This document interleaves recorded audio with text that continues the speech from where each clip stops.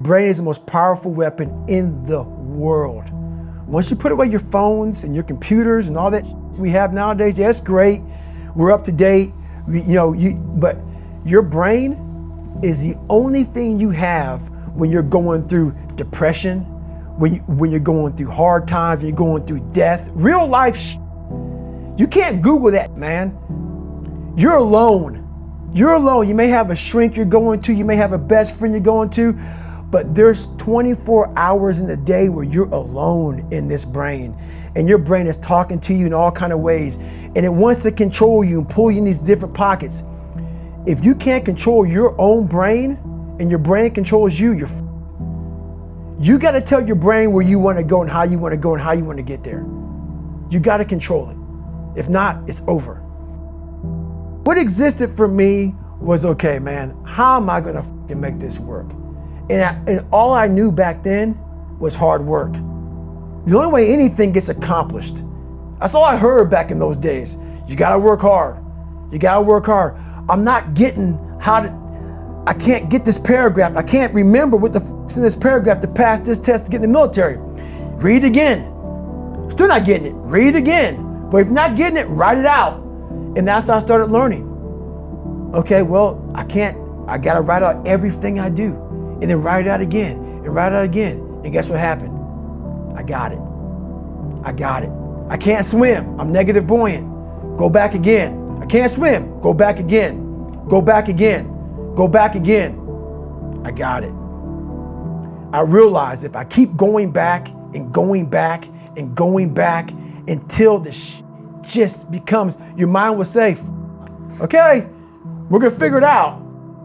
Because he is not going to stop.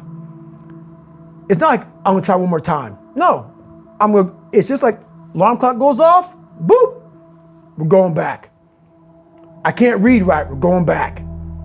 I gave myself no way out, and my mind realized that. They said, okay, we're gonna adapt and overcome now. Like a lot of people say, trying hard. Your mind knows, man. It knows this guy's bull. Me, man, this guy's lying. There's no truth behind it. When I was in Navy SEAL training, people go, how were you there for 18 months? The program was only 6 months long. You were in 3 hell weeks in 1 year. No one's ever done that. How did you do that? I talk about the new norm. When I lived in a $7 a month place when I was growing up for a short period of time, I loved it. I didn't know any different. That was my norm. Once we moved out of that place, we moved to a $236 a month place. I was like, I never want to go back to that little piece of shit. But if you go back to that $7 a month place and you realize this is where I live, this is all I got, your mind says, roger that, this is home. So when I was going through Navy SEAL training for 18 months and going back through all the hard parts over and over again, I told myself after the first time, I knew it was gonna be a long journey there. My body was breaking down. It was just how it was going on. I said, you know what? This is my new norm. So my mind said, it's like going to work. Like you go to work, you put your suit and tie on. I go into suffering every day. Every day, suffering, being broken, duct taping my feet up, stress fractures, shin splints, being broken. This is my new norm. And your mind says, if we're not broken, this ain't normal. We gotta be broken. So then your mind starts to get tougher and tougher and more callous. People go, how did you run on broken feet? Broken shins. My mind knew this is how we operate. We're in Navy SEAL training. This is what we are. I became hell. And that became my new norm. I gave myself no way out. There was nothing outside these walls of hell. Nothing. I loved God, but for a short period of time, I became the devil because that was hell. I became the boss, the owner, the CEO of Navy SEAL training. That was my mindset. And that's how you get through things. You immerse yourself in wherever it is, and you become that. You become that and give yourself no way out.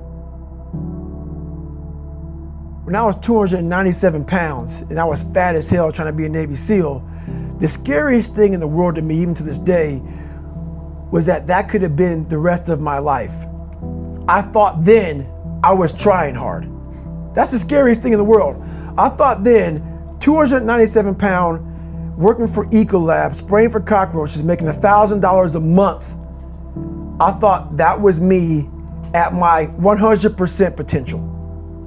Come to find out, a few years later, I wasn't anywhere near that. 106 pounds less, graduated Navy SEAL training, went on to do all these other things.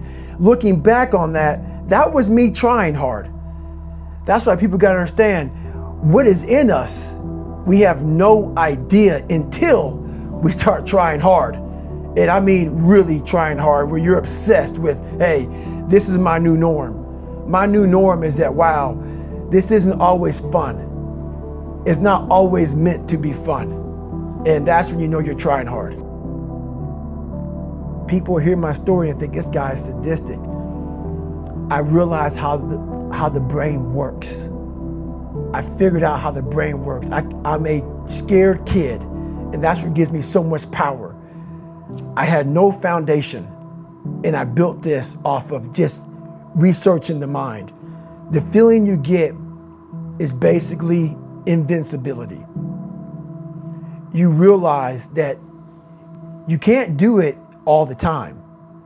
When you need to do it, I know I can go to a place that I can live in. And when you know that you can run on broken legs and you can do certain things that a lot of people can do, but they're not willing to do, this power, this sympathetic nervous system of fight or flight, and you're fighting, it gives you this charge of energy of when you're sitting there at 3:30, 4 o'clock in the morning and you're duct taping your feet up because they're broken, and you're doing it by yourself, and you're going through arguably one of the hardest training in the world.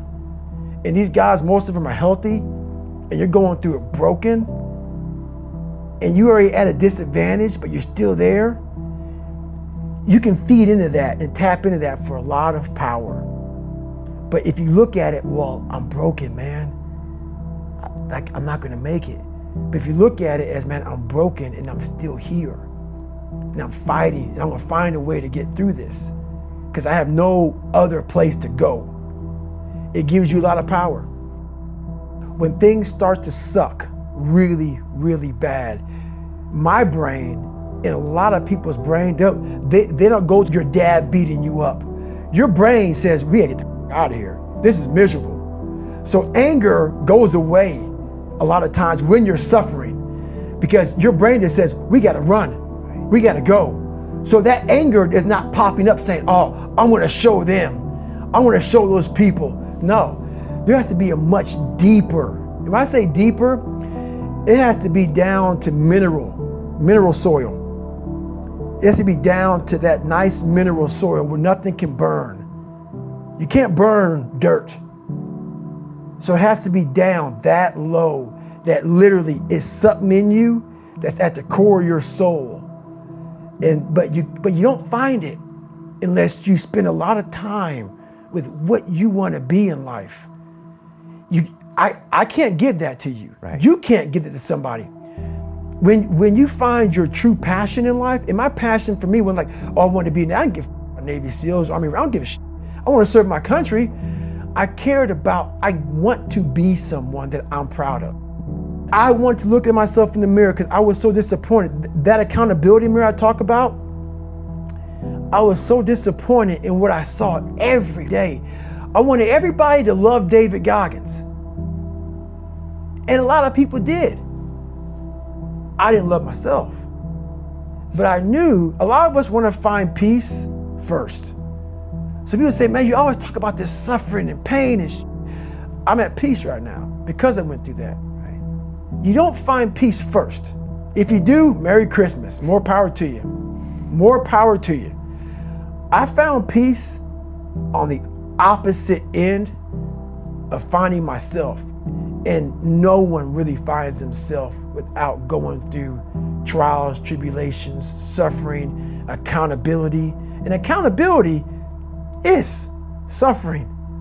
Being accountable every day for doing right for yourself, for the people next to you, it's miserable. It's hard. So, even the smallest details.